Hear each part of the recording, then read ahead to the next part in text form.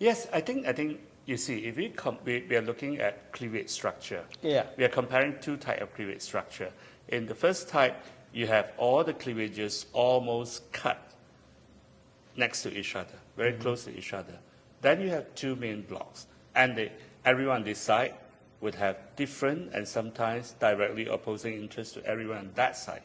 So what you're going to have is Two a different, crash. yeah, right. Right.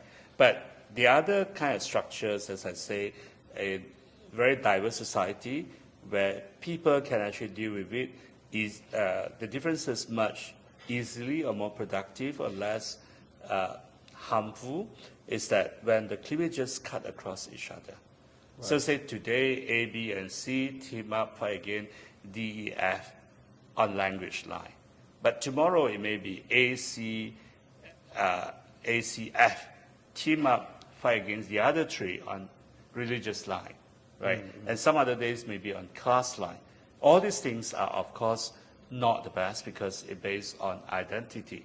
But you compare the two types, you could definitely tell the conflicts in the second type of society are much manageable. Because people do not have permanent friends, do not have permanent enemies. Right. So even when they fight, they do not become angel, but when they fight, the circumstance more mellowed, make them more moderate. Right. And this is what we need. But ultimately, what we want to is to think about what drives elections. Now, as long as you have elections, political parties and politicians have to compete on product differentiation.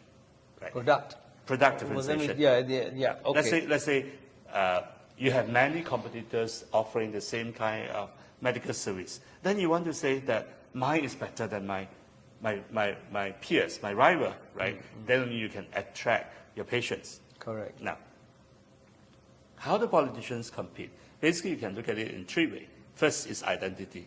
All these questions about ethnicity, religion, language, regions, or lifestyle, things that you can not change or you really do not want to change. And it basically just say, let's get our people together and we count ahead to see who has more on this side and that side. So it's not productive. And it often can tear society apart. Now the second type is patronage. If I have money, I can buy votes, right? If I control the government and there's no system to stop me using public money to buy votes, I win. But and patronage may actually moderate group conflicts. Because when you give money to everyone, you probably don't have to be very nasty. But it's bad on the other way because it causes wastage, mismanagement of resources, and worse, corruption. Absolutely. Right? So we have to move on.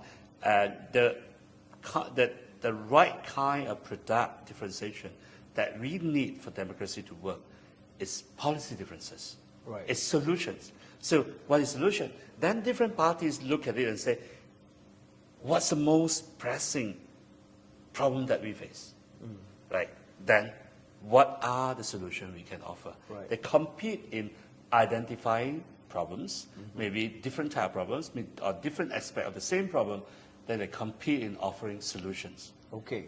Now, when society get into that, you are at least sorting one things out over the other, right?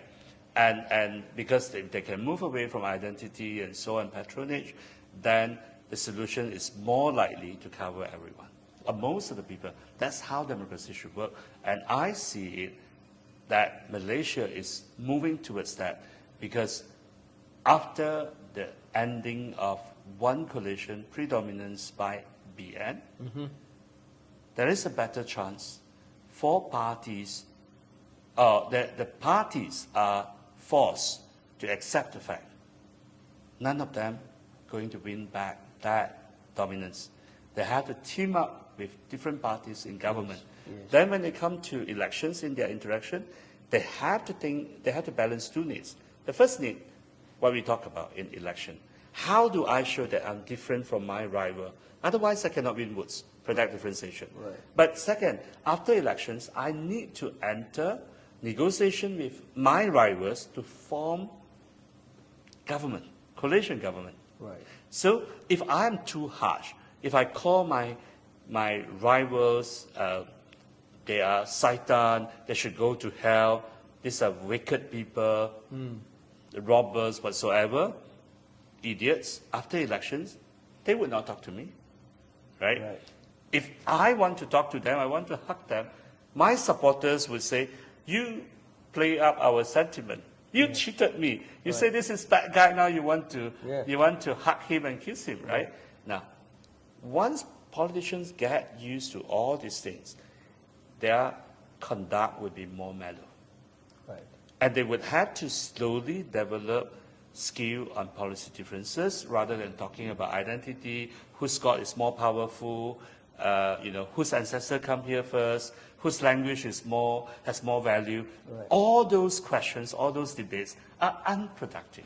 It doesn't solve our problem. Absolutely. I mean, point taken, and I wish that all the political leaders in this country would listen to you and think wisely how we can all be on that same platform of an endpoint that is profitable to all.